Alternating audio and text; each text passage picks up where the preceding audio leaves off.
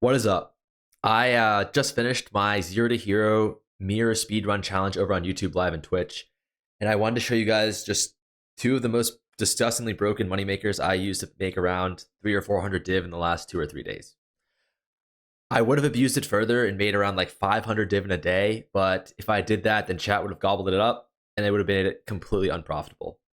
The first method is just dream fragment volley. As you see here, these go for around 93 to maybe 97, 98. Wow, they've actually gone up in price. But when I was doing it, it was around 90 to 95 div to get a low to medium roll dream fragment. And the strategy is really simple. We omen vol them and then hope we get something good.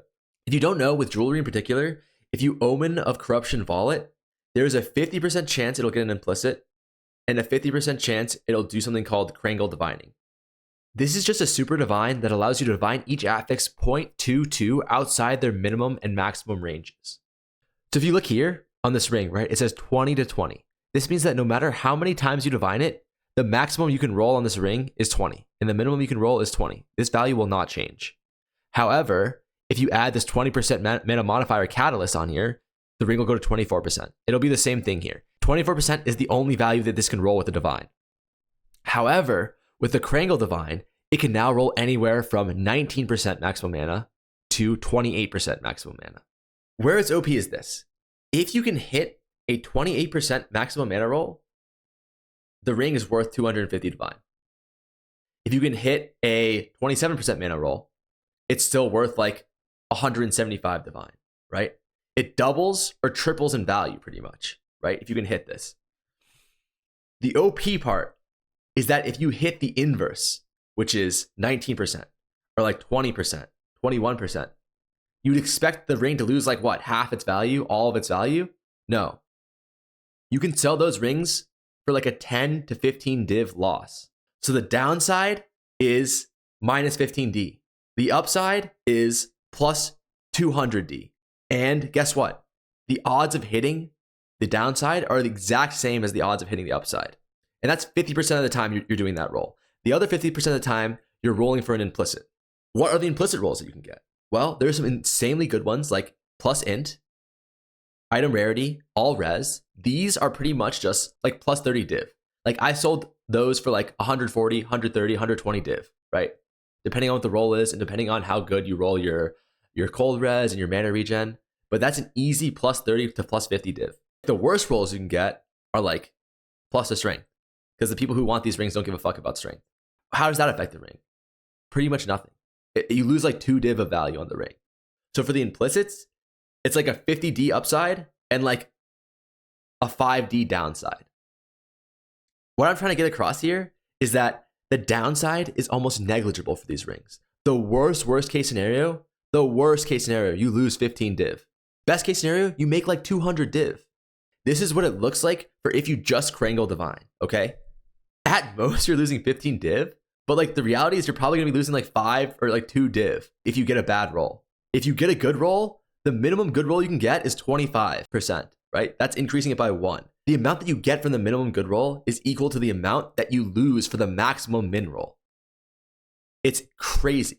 If you consider implicits to be completely break even, there's no value gained or lost there, which we just said is not true. It means that we are making a roughly 15% ROI. On average, if you buy one dream fragment and omen vol it, you are making 15 div. 0 skill, 0 effort. All you need to do is buy the ring, right click your omen, and then vol it. It's not like if you're white base crafting where you have to like essence them all, augment them all, and then greater essence them all again, and then start exalt slamming, chaos spamming, like that kind of shit takes you like 3 hours to get through a quad tab. No, nothing like that at all. 15 div in 10 seconds of actual game time, and then probably a few hours of just having it sit in your stash waiting.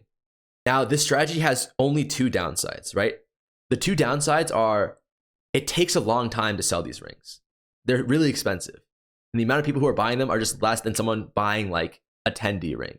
This is just like supply and demand. It's going to take you a decent amount of time to sell these rings. I would say on average, it took me like 4 or 5 hours to sell appropriately priced rings. The second downside is that there's a high cost entry. It's 95 div. If you're not that rich, then you can only really be flipping 1 or 2 of these at a time. And that's kind of what I did at the start. I was just doing 1 or 2 at a time. And then as I made more money, I just invested more and more into these rings. At the end of my challenge, I had probably like 7 or 8 of these frags flipping at a time. And I was making a crazy amount of money doing it. The next strategy I have The second thing are relics, okay? These things are fucking broken. I'm not sure exactly what the breakpoints are because I've never done this, the farming itself, but I think people want like 180 quant in order to guarantee triple relic drops. Again, I could be wrong on that, but the idea is that people are using this to farm Sekima. And it's one of the best methods to farm in the game right now, so it's high demand. These are the two most important stats, and these are the only relics that I flipped. One is 16 to 20 increased quantity of relics. And the second thing is 7 to 10 movement speed. Maybe there's a better combination out there or a different combination that's also profitable, but these personally are the only relics that I flipped, okay? So you can see here that they're selling for like 9 or 10 each, but if you set up an active filter, which all you have to do is go here and then say like 9, right? And then click active search. Every time a relic that's worth 9 or less is on the market, you will get a ping. While I was doing this method, I was buying them mostly for 8 or 9 div. What you do is incredibly simple. You literally just buy these and then you divine them. All right? That's it. You divine them. You're looking to hit high quant and high movement speed, okay? If you hit the max roll, which is 20 quant, 10 movement speed, this is worth 30 div. The odds of hitting that is 5%. So if that was the only thing you could hit that was worth money, it would still be profitable. But the reality of the situation is if we hit any of these 6 rolls here, 2010, 29, 28, 27, 1910, 199, we are in the money, okay? The odds of hitting any one of these 6 are 30%. So roughly 1 in 3 times that we divine the relic, we will hit one of these 6 rolls, okay? And since they're all equal weighted, the average return for hitting this 1 in 3 is 17 div. Let's just be conservative and say that we bought these relics for 9 div. That means on average, we need to spend 3.3 div in divines in order to hit one of these rolls, right? That means we're spending 12.3 div to get 17 div back.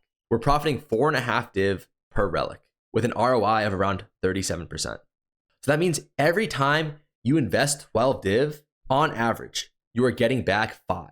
This is fucking crazy. If you buy 5 of these relics, which is really not that hard to do, you're making back 25 div and you're only spending 60. You're making 25 div profit and only spending 60. It's crazy. I made probably 200 div doing this, and I could have made even more if I didn't have to hide this on stream. All right. The upsides for this compared to Dream Relics is that it's cheaper investment. You only need like 15 div to get started. The turnover is a lot faster. People are buying these more frequently because it's cheaper, and a lot of people are trying to get into temporalis farming. And usually when someone buys one from you, you can get them to buy others as well. So you're selling them like not one at a time, but like 2 or 3 at a time. And that's it. These are the 2 methods that I use to make an obscene amount of money, probably 300 or 400 div in around 2 or 3 days during my 0-day mirror challenge. I purely wanted to show you guys this as kind of a showcase on how some super simple methods can be incredibly profitable even this late into the league. I doubt these strategies will continue to be profitable as soon as even like tonight, tomorrow, or the day after. This is because these strategies are only profitable if there aren't a lot of people doing them. There is a very high likelihood that if you try and get on the strategy within a couple days, you're going to lose money doing it. But you shouldn't just copy what I'm doing and then lose a lot of money, but instead just see like, oh, okay, like this is really cool. We can divine shit to make money, or we can just corrupt things and it's actually incredibly profitable. Maybe I can do this on a different item. That is what I'm trying to get across here. So please don't blindly just go into this and just expect to make a shit ton of money when the method might already be cooked. But instead, use this information to try and extrapolate it onto a different item. Okay, so last thing, I posted a written guide of this exact strategy in my Discord a day before I posted this YouTube video. So definitely join the Discord if you want to get the tech a little bit earlier. I'll put a link in the description. Thanks a lot, guys, and good luck.